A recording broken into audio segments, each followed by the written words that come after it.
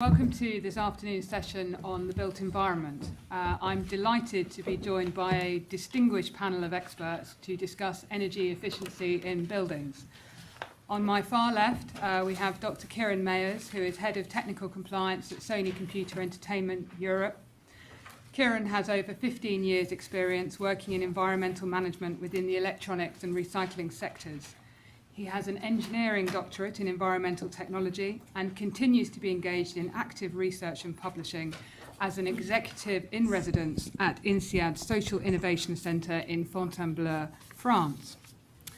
On my left is Tim Brooks. Tim Brooks leads the Environmental Research and Development Department within the property function at Tesco, where he is responsible for developing new environmental technologies, processes and systems.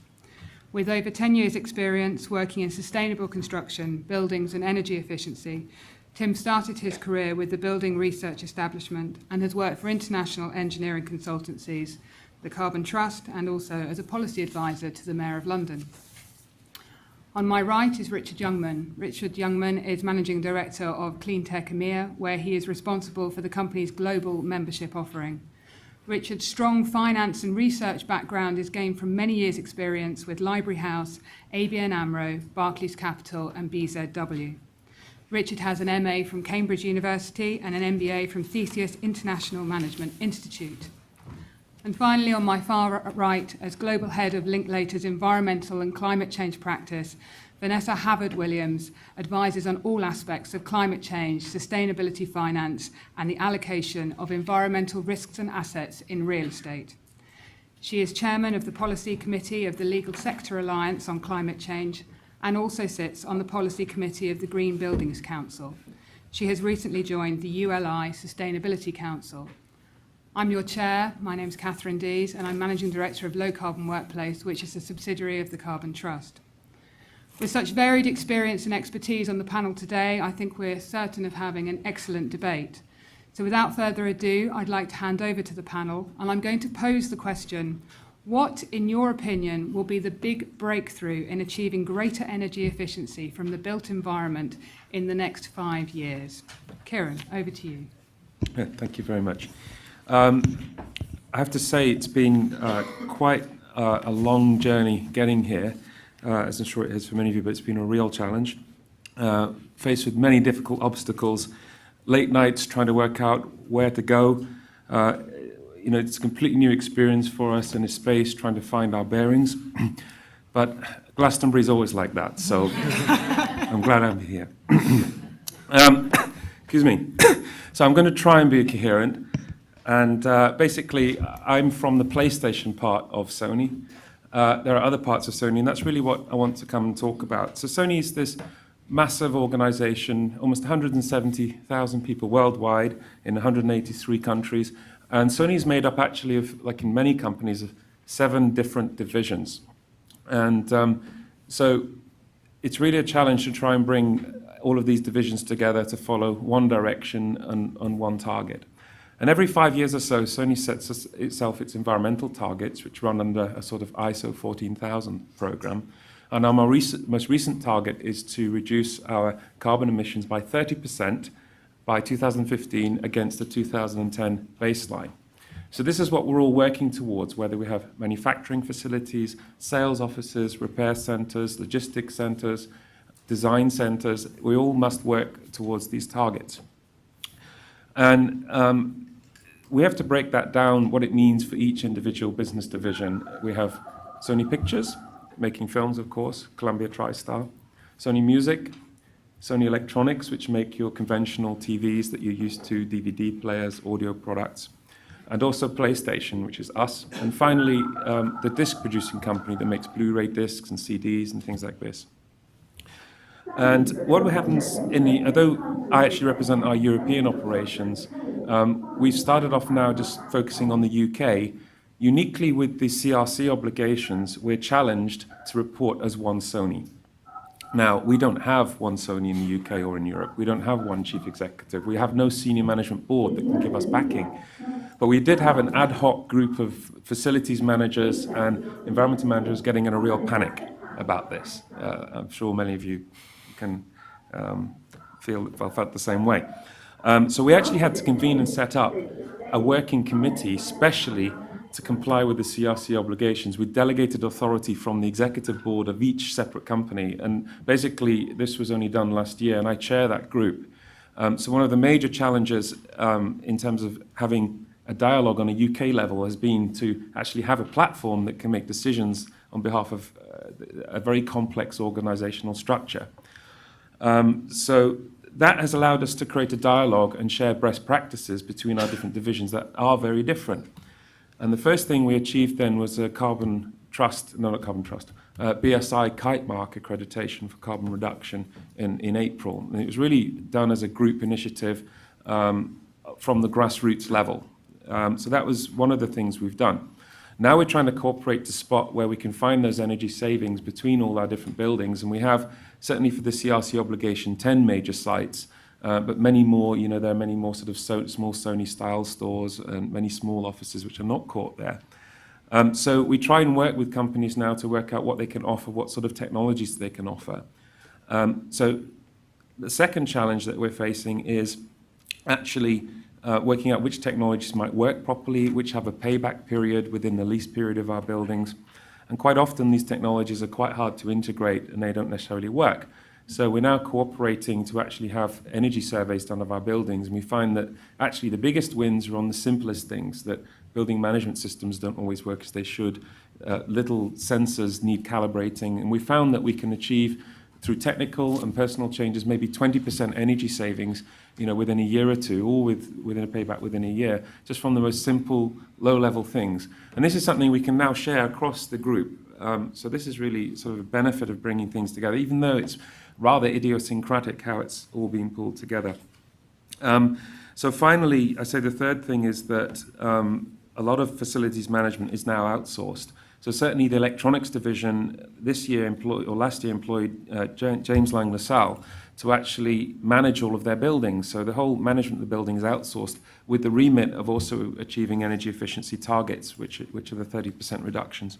Within our PlayStation offices, we also outsource the facilities, but more the engineering side. We have an engineering manager on site, and we still have our own facilities managers. So we can actually bring in expert engineers to work in our buildings and use the resources of these outsourcing companies to try and achieve these best practices.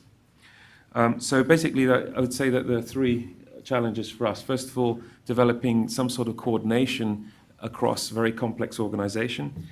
Second of all, going for the low-hanging, well, not even low-hanging, but the targets or the changes that can be achieved reasonably. And next of all, bringing in the right resources and skills to do that. Thank you very much, Kieran. Tim. Okay, leading on to me. I don't think I've got a microphone, so I'll just shout anyway. So a quick intro to Tesco. For those, I'm sure nobody really needs it, but we're obviously we're the third largest retailer in the world, the largest in the UK, and we focus on food and non-food to the domestic market under a series of umbrellas across the world, but we're in countries like China, Japan, Eastern Europe, Poland and Hungary are our two biggest markets, and under Fresh and Easy in the USA as well, generally in California. We've got some fairly ambitious targets for CO2 reduction. We have a 2020 target, which is to reduce our emissions by 50% over 2006 baseline, so all our new stores have to be 50% lower carbon than our 2006 stores by 2020. Our entire estate, essentially. And by 2050, our ambition is to be zero carbon. So it sounds like quite a far-reaching target, but we are deadly serious about meeting that target. Obviously, the definition of zero carbon, you can make that up as you see fit, but we have a clear definition, and we're working hard towards that. In terms of the big breakthroughs in energy efficiency in the next 5 years. I think number one for me personally, and this is coming from a Tesco's experience, will be the way that everybody in this room shops, I think, and that will be a combination of convenience stores close to your house, an occasional shop in a large supermarket, but also I expect to see a lot more online shopping. And I think online shopping, depending on how the organisation is set up, will deliver CO2 benefits. Some work I did in a job previously to the one I hold now in Tesco was working with Ocado, and we were able to categorically prove that shopping online through dedicated .com nodes, rather than going to a supermarket, was lower carbon than even walking to your nearest supermarket. And that's because obviously you don't have to have all the supermarkets, all the open refrigeration cabinets, all the floor space taken up with selling products. We can deliver it straight from the manufacturer to a dedicated .com node, and we can ship it out from that .com node to your house. And those vans that ship it out can do multiple orders within one trip, rather than everyone driving in their large cars to a supermarket. So I think in terms of energy efficiency on a global scale, that will be a breakthrough. Whether it happens organically, whether everyone overnight suddenly switches to online retailing, there are clearly challenges around the logistics and challenges around the way we set our business up. But we're absolutely dedicated to delivering low carbon, environmentally friendly .com distribution centres, and that's a key challenge to our business, alongside our other distribution centres as well. So I think that's going to be a key breakthrough for me. Coming back to the sort of bricks and mortar rather than the online, I think one of our key breakthroughs will be more off-site construction, and the construction industry as a whole is working towards off-site construction. So be that Travelodge shipping in containerized room solutions, or house builders shipping in prefabbed homes from Germany. I think off-site construction is really going to deliver us better quality buildings. There will be a challenge to maintain our design quality, and you can argue whether supermarkets have any inherent design quality at all, but that's entirely up to you. But it'll be a challenge to maintain design quality within off-site delivery. It'll deliver things like better air tightness, better materials that can be assembled in factories and in a clean environment, so we can get the performance from the materials we expect. So if our insulation is a U value of 0.5, we actually get that on site because it's been manufactured in a clean and quality controlled manner. And it'll also be, as a business, it'll be faster and cheaper, and we can deal with embodied carbon a lot more effectively with that as well. I think a bonus to that is that we'll be able to see renewables built into those modules, so that all the problems with getting renewables and energy efficient technologies included, all the problems with those of getting them integrated on site, we'll be able to eliminate those. But of course that will depend across the number of stores we build and the type of stores we build. A lot of our express stores are within existing buildings, so will we slot a module into those existing buildings? And there are challenges in working with existing buildings, and I think the construction industry is well aware of the energy efficiency challenges within the existing building stock, of which it's by far and away the largest portion. So I think those are the first two. A third one I was thinking about in preparation of this session is the technologies that we put into our stores, and we spend a lot of money, a lot of time, a lot of effort looking at new technologies. And in a lot of the groups earlier on this afternoon, I've been talking about how we feel as though we've come to the end of the line in terms of new technologies that we've tried and tested in our stores, and I'm sure some of you disagree with that, but I guarantee we've looked at pretty much everything that is available at the market at the moment, be that LED lighting, be that phase change materials, ground source heat pumps, doors on fridges, whatever it might be. We've tried pretty much everything we can. Some things work, some things don't work, some things aren't cost effective. And I think that new technologies really will drive the way we do things, and part of my challenge within Tesco's is to head up an R&D function within the environmental team to try and bring forward new technologies. So yes, to mould them in the way that we would like to see them delivered, and possibly to gain some rights over their use, but to fundamentally help us address the problems that we have in store. So we're trialling at the moment things like alternative fuel CHP, so we're running CHPs on chicken fat, we're running CHPs on fish oil. We'll burn anything that's waste, and I think that's our approach to biofuels, is as long as it's a waste product, we'll give it a good shot. We spend a lot of money working with CHP suppliers in terms of making their engines, making existing products fit the fuel that we're throwing at them. So 200 tons of salmon oil, go away and make your engine work on that, and they do, and they do work, but it costs us a lot of money to do it, and we're keen on finding more efficient ways of delivering that. Another project we've got is anaerobic digestion, and we are looking at smaller plants, more flexible, that can be integrated into buildings. So really working with universities, with suppliers, with consultants to make that happen. quickly, fixtures and fittings, LED lighting is something that we've talked about a lot today, and trying to improve the lighting that we get from LEDs and lower the costs. And that may require a fundamental change in attitude from our management and other managers across the board in terms of food retail. So rather than asking for 1,000 lux at floor level, we focus on the products themselves and we light them in a different way. And what I would say, just to finalise and just to close those points, is that it's not always a linear relationship. So two examples: CO2 refrigeration that we are now specifying in all our new stores is that it doesn't use F-gas, which can be up to 3,000 times, have a global warming potential of up to 3,000 times that of CO2. So we use CO2 refrigeration, which obviously has a global warming potential of 1. However, those cabinets that use CO2 use more energy. They run at higher temperatures, higher pressures. They use bespoke components. And so by using more energy, we are slightly offsetting the benefit we get from refrigeration leakage. And the other one is natural light. So we put in roof lights, but the thinner we make our roof lights, the less energy efficient they are, the less heat they trap in, but the more light we get at floor level, therefore the less light we have to have on in the store. So do we go for a thick, thermally efficient roof light that doesn't let in much light, or do you go for a thin one that's pretty much paper thin and lets all the heat out? So those are some of the challenges that we've got. Thanks very much, Tim. It sounds like it's all about looking at it from a holistic perspective, actually. Absolutely, all the way through from the construction method, wood frame, etc., all the way through to the eco bling that some people call it as well. Excellent term. Richard, can I hand over to you, please? Sure. So just, I'm going to come at it from a very different perspective. We spend our life basically following thousands of companies around the world who are developing innovations and technologies and businesses around it that I guess Tim spends his time looking at some of those that are relevant to him. And I'm going to come at it really from that angle to try and answer this question of what will be the big breakthroughs.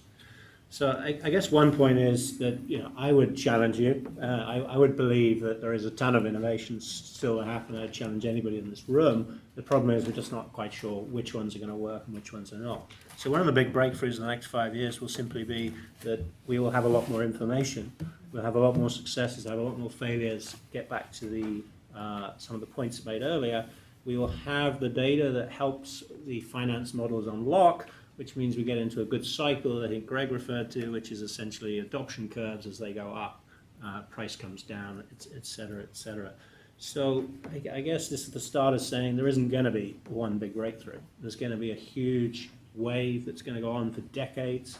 5 years is a pretty short time when you're talking about turning over a building stock that I don't know how often it turns over, but maybe once every 30 years or something like that. So it's going to be a slow process. But I think in 5 years or something like that, I think the innovation game will have changed, and I think there's actually more, the finance game will have changed, and I think that's where innovation is required more than there is actual technological innovation right now, because that's going to drive deployment. I think there are going to be the price signals, and I think they're much broader than just energy. We've talked about energy here as though it sort of sits in a sort of world on its own, but I would point to sort of water, waste, and all the other resources that are all trending upwards. And so I think the price signals will have a huge impact on us. That might be propelled just by market, it might be propelled by, who knows, we may have a post-Kyoto agreement at some point in that 5-year period. Final thing would probably be to say, I think we could expect the built environment to be a lot smarter than it is today. So, essentially most of the physical assets in the world have been pretty dumb for a very long time, and judging by some of the conversations I've had today, they're still pretty dumb. We don't know a lot of what's going on in there. We don't even measure some basic things, so we don't actually know what to invest in. So I think it's a reasonable thing to think that in 5 years' time it'll be a lot more intelligent, meaning that essentially this world of buildings and information technology will have come together a lot more. And I think once that starts, if you have embedded intelligence, you have the possibility of connected intelligence. And once you have that, you don't actually just measure something, but you actually can see what the effect is, and then you can start connecting that to things that have not been connected to before. You can control it from afar, you can use predictive weather patterns, etc., etc., etc. We could go on and on and on, but I think embedded intelligence in buildings will make quite an impact that seems very unsexy. But I think it's, if you think about it as a layer, and innovation is essentially building on top of each other. I think until there is that intelligence in buildings, we probably have run the course, because you can change the light bulbs, you can change the doors and the materials, etc., etc. So, I mean, that almost builds on Tim's point. Part of it is being holistic, and then part of it is just this cumulative impact that we've got and building on the layers, as you said. I think that's an excellent way of thinking about it. Vanessa, the legal standpoint. Well, David Schuckman once said that he had enormous problems reporting on energy efficiency because it was so unsexy. So maybe the great breakthrough is when he decides that he can report on energy efficiency, and maybe it's not sexy, but it's normal. It strikes me that what we're looking for is a position where the economics and the regulatory matrix and the market puts us in a place where energy efficiency, resource efficiency is a normal part of doing business and is a hygiene indicator in the same way that prudent approach to accounting and to risk management. And we're not quite there. I think from a regulatory perspective, some of the big shifts have come through in this country, have come through the CRC, but it seems to me that the drivers will be from a range of different regulatory sources. Certainly the mandatory carbon corporate reporting is going to make a big difference. It's going to make a big difference, not least because it is then going to create a data set in some shape or form for institutional investors to have a look at. There is already a discernible shift in the approach to environmental, climate, carbon and resource reporting requirements. There have been 2 cases this year brought to the Financial Reporting Review Panel, which is the regulator in relation to corporate reporting, challenging the adequacy of sustainability reporting in this country. That is a very, very big shift from where we've been in the past. You couple that with mandatory carbon reporting, if that's where we get to, and I suspect over time it is where we get to, and what the EU is doing, and you can see a shift in governance terms. That will be a very big shift, because where a lot of boards are is having only a very limited understanding of the impacts, the strategic impacts of these agenda issues. I also think there are going to be more technical regulatory areas that will have an impact. EPBD2, the energy efficiency product stewardship requirements that I think we will see coming in, and a whole host of other national and European requirements, the Energy Efficiency Directive. But overall, it's the smorgasbord of those regulatory instruments and the shift in corporate governance, together with pricing, that will make this business as usual in a way that we currently don't have it. Thank you very much. I'm sure you agree, for very interesting and diverse perspectives. Questions now from the floor. Does anybody have any burning questions as a result? Yes, I've got a lady here in the front and a gentleman just over there. Perhaps if we start with you, sir. Oh, no, I beg your pardon. Just here, yeah. It's just a small question. Jean Wayne Thomas from Boots. Kieran, it was interesting listening to you talking about the Sony experience of CRC. Does that mean you like CRC? Is that a personal question? CRC has its problems. I think one of the biggest problems being that it can reward companies that simply close down factories on the league table. But one thing it does do is that it drives you toward, it causes a focus on how much energy am I using, how am I going to get it down. And so, yeah, okay, if you have an energy tax, that pushes you in the right direction. I think the reputational league table is nonsense. Personally speaking. Kieran, do you think the CRC has helped you as an organisation to get more savvy about carbon? No, because we already had a commitment for many years to reduce carbon emissions. What it's specifically done in the UK has brought us together in the UK in terms of the buildings and the real estate, which is quite massive that we have in the UK, and has enabled us to sort of share best practice of knowledge. And it also has given an edge because the payback period is now, the payback on any investment is much better. And finally, if you get prosecuted, that's a lot of money. So it does give you that extra push to do something and to do it together. Anybody else have any views on CRC in particular? Not printable. I think it's a tool in the arsenal of regulatory compliance. Really, it has helped us when we go to the board and we say, oh, by the way, we've got CRC coming up, as we're asking for money for different initiatives. But I don't think it fundamentally has driven any great culture change within the organisation. I would like to think, and I hope we were most of the way there already. In terms of the paybacks, when you actually run the numbers, I don't think it affects them that much, really. And I probably disagree with Kieran in terms of the reputational risk. I think that's probably where a lot of companies see that it makes the most impact. And certainly talking to people who run data centres, for example, they all know they're going to be right at the bottom of the league table, but as long as they're on top of their competitors, they're not really bothered. So I think that reputational impact is quite key for a lot of companies. Interesting.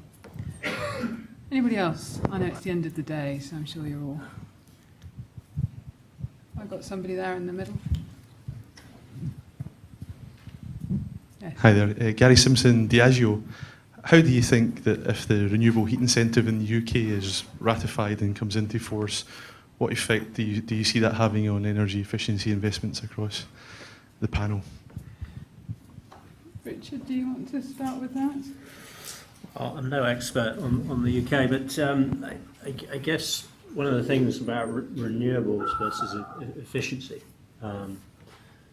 is, a comment that I guess goes back to this sort of, it's not sexy. And, the paybacks on efficiency are much greater than has so far proven on renewables.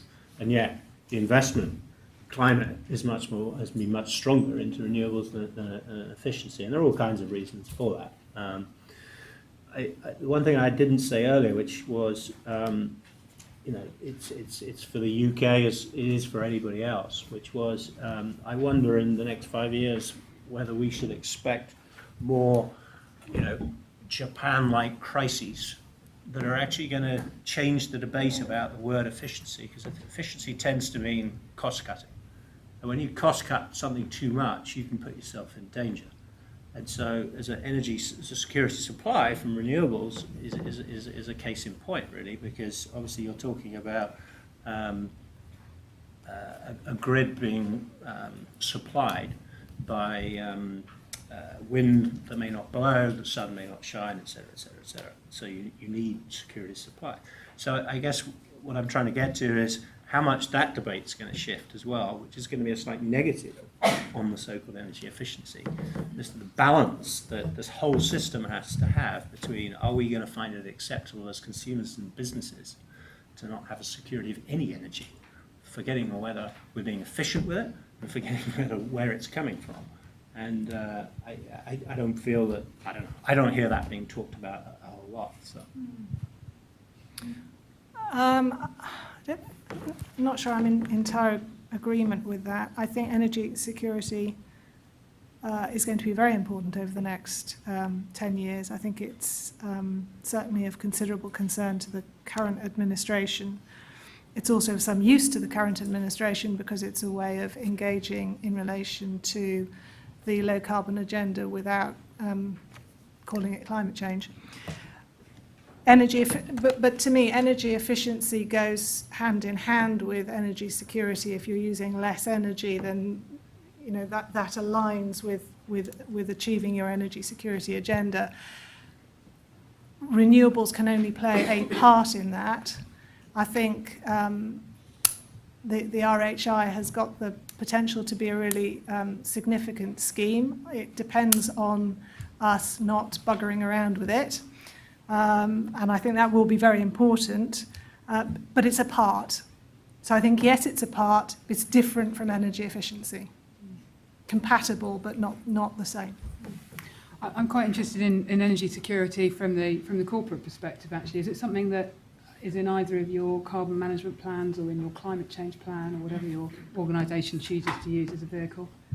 It's certainly it's a key part of what we do, and if you listen to the words, as you know, Terry Leahy and recently Philip Clark, one of the key things of why we have this programme is climate change and our customers and the way that customers view climate change, but it's also about energy security, and that's why we look at investing in other forms of renewables, large scale, small scale, and we recognise that energy prices are going to go up, they're going to go down, and they're going to go up some more. So we really need to try and hedge ourselves against that. What I would say, in building on the RHI comments and the feed-in tariff, is that we just need a clear price signal from the government of what the feed-in tariff or the RHI is going to do, clear and long term. It doesn't have to be the most generous subsidy in the world, and it's arguable that the subsidies were quite generous, particularly at the larger scale, but it needs to be long term, it needs to be stable, and it needs to be clear. And I think the objective needs to be clarified as well. If the objective is, with the feed-in tariff, was to get more PV out there in the marketplace, then it was perfect. We were going to roll out multi-megawatt schemes. If the objective was to get more PV on domestic householders, then that's a slightly different agenda, and that should have been set at the outset. I don't think, as long as the government is clear about the RHI and sets the targets fairly and long term, then we'll roll with them. Of course, you've got to do energy efficiency, and we'll do it at the same time. But if there's something that helps our business case when we take it to whichever board we need to, and be it solar hot water, be it PV, if it helps our business case, of course, we'll factor it in, and if we can rely on it, we will. Yep. I think energy security and renewable energy touches upon Sony in quite a number of different ways. Primarily, we have a division that produces energy products, batteries, this type of thing. So we have announced that this is an area that we as a business can actually help with. So we could actually develop products which use renewable energy or generate renewable energy. So there's some innovation going on, of course. Then, of course, our operations need energy to keep going and supplying products. So the security breaks down into our energy contracts in terms of how much energy we need to supply. And renewable energy, it doesn't deliver, if you use on site, for sort of renewable capacity, we won't get enough energy. So we would have to invest through a power company there to generate enough power for us. And I don't think at the moment there's enough payback in enough time period. So versus energy efficiency, I agree, these things have to go hand in hand. Even you can save money if you have efficiency while you're still using renewable energy, because it costs a lot of money to generate. So. Good, thank you. Yes, gentleman there in the fourth row, blue shirt. Stephen Marcus, also at the Cleantech Group. I wanted to kind of switch the conversation back to kind of breakthrough energy efficiency technologies, and I guess this question is more directed to Sony and Tesco. I would like to know a little bit more about how you guys kind of either scout for or assess various energy, breakthrough energy efficiency technologies that you come across or you're presented with. What methods have worked well for you, and kind of what's the procedure that you go through when presented with kind of a new light or a new HVAC system? So I think that's an interesting question. Is it about one item actually, or is it about a number of things you're trying to bring up at the same time? Yeah. I'll take. Do you want me to? Well, I mean, through a variety of ways. The vast majority at the moment is through suppliers of kit coming to us, knocking on our door and saying, we've got a new magic box, we'd like you to buy 4,000 of them, and we can deliver you payback in 6 months. Why aren't you buying them from us?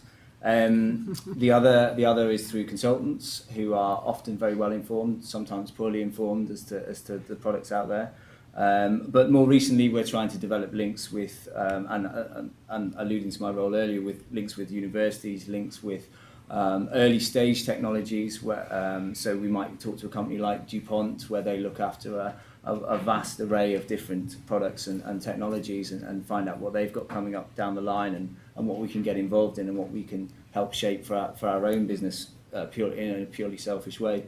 Within Tesco's, we have a process called governance, where whatever comes to us, be it through a supplier, be it through a consultant, be it through a guy who works in our maintenance team, might suggest something, and we've got an active link there as well.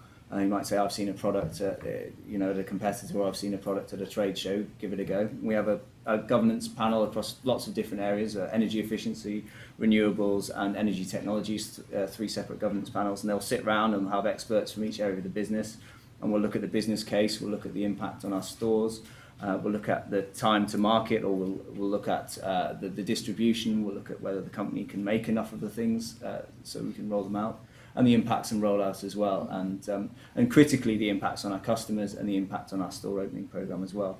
And if it gets through that governance process, then we'll go to another board and we'll ask for the money to do it, and they will frequently say yes, and we'll go ahead and do it. So there is a process within Tesco as well. But at the moment, people tend to come to us is the short answer. We don't do too much of going out there into the market, but I think we will be doing more of that in the future.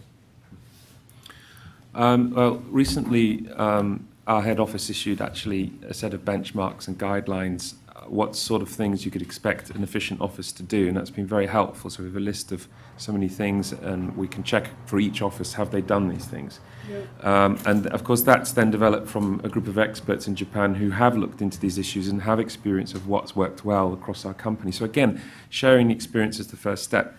We get all of these quacks calling with these tick boxes.